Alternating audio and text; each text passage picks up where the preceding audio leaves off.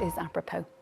Medics are working to evacuate people with symptoms of Hantavirus amid a suspected outbreak on a luxury cruise ship held off West Africa. Around 150 passengers are stuck on the vessel after 3 people, a Dutch couple and a German national, died and others fell ill.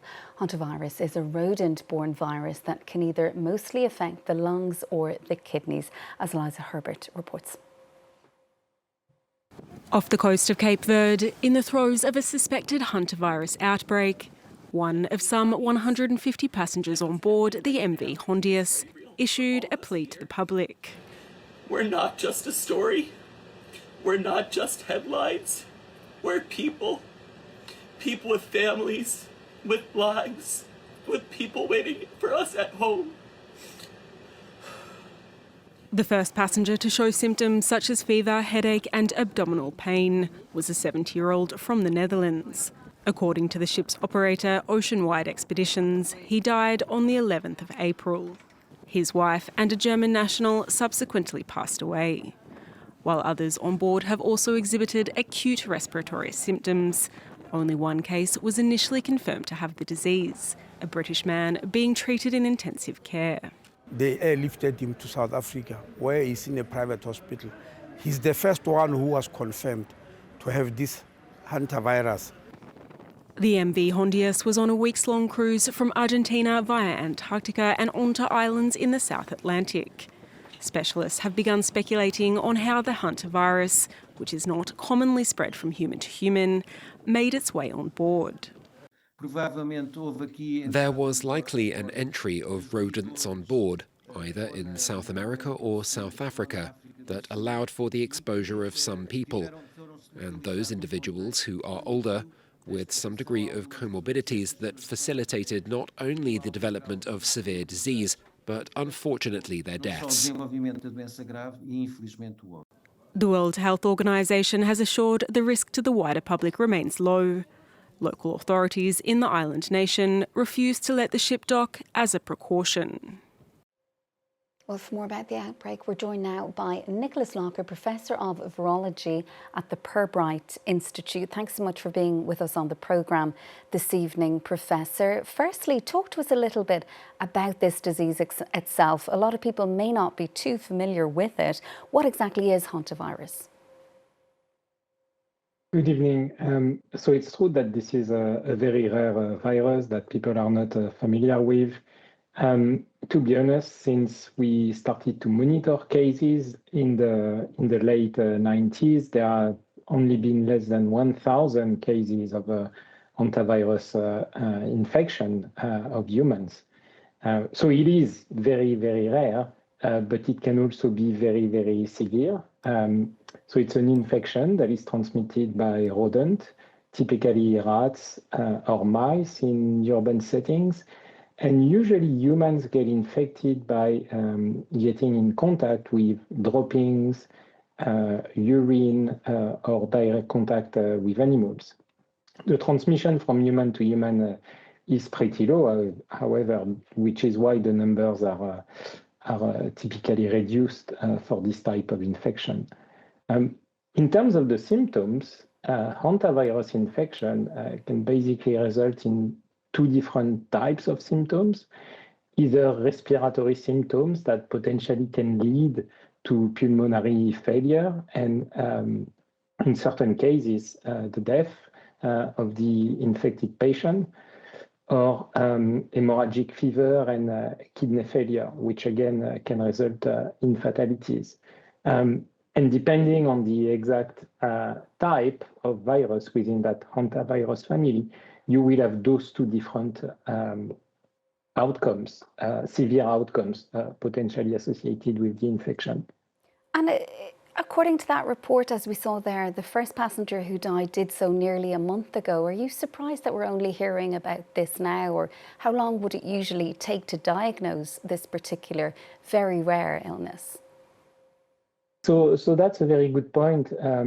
So it's actually quite difficult to diagnose because typically the symptoms following infections are very generic, and usually illness is actually mistaken for influenza. It's common fever, fatigue, headache.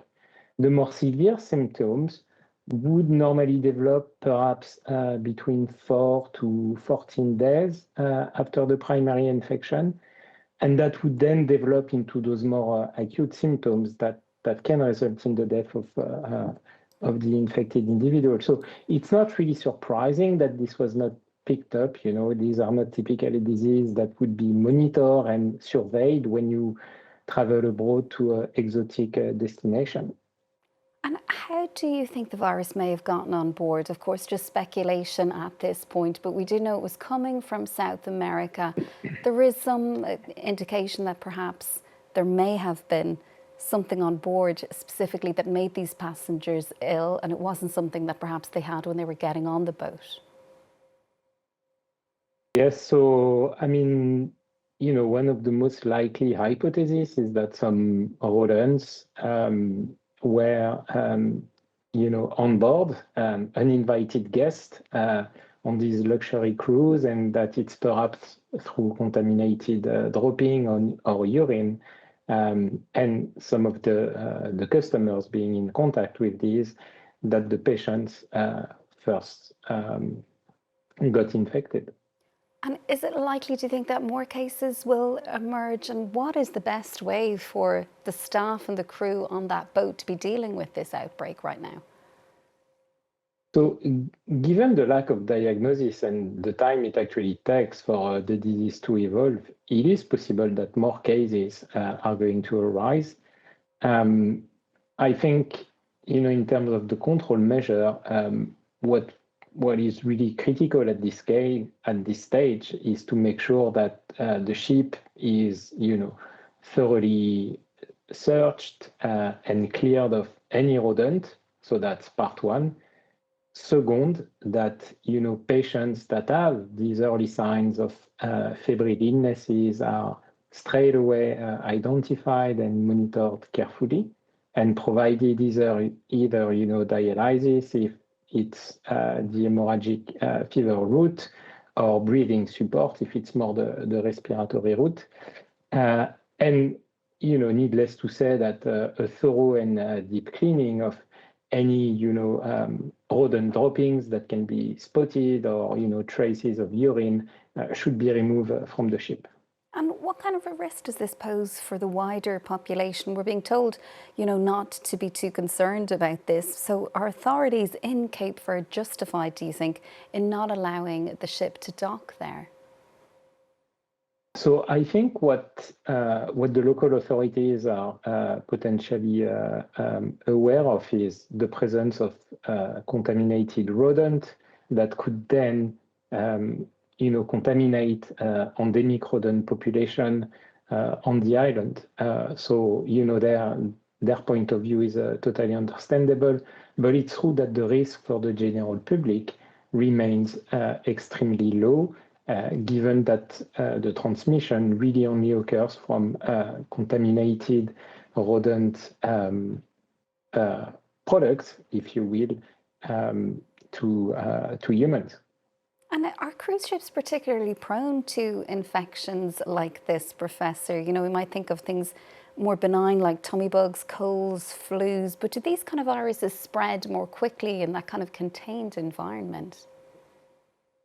So any virus that is transmitted through a direct contact route, you know, a contaminated surface, will spread much more rapidly in an enclosed setting where the potential interactions with, you know, contaminated surface are much more likely. You know, think about 1,000 or 2,000 guests, you know, walking through a public canteen to go and grab their food, and the potential of a contaminated surface there. You just increase the probability. It's true that we are more used to norovirus outbreak, famously on cruise ships, which comes down to exactly the same thing, you know, that vicinity of peoples that can basically transmit to each other a highly contagious disease. And just finally, how long would it take for all of the passengers on board, not just those who have symptoms, to be checked by medics and repatriated home. We heard from a very distressed passenger there in that report before we spoke with you. I think as soon as the health authorities can access the ship and test people, make sure that they don't carry the disease, they should be able to be disembarked and repatriated back home. What's important is to monitor those early signs of febrile illness, especially in the more vulnerable portion of the population. Professor, we'll have to leave it there for now. Thanks so much, though, for being with us on the programme. That is Nicolas Locker, Professor of Virology at the UK-based Pirbright Institute. Thanks so much.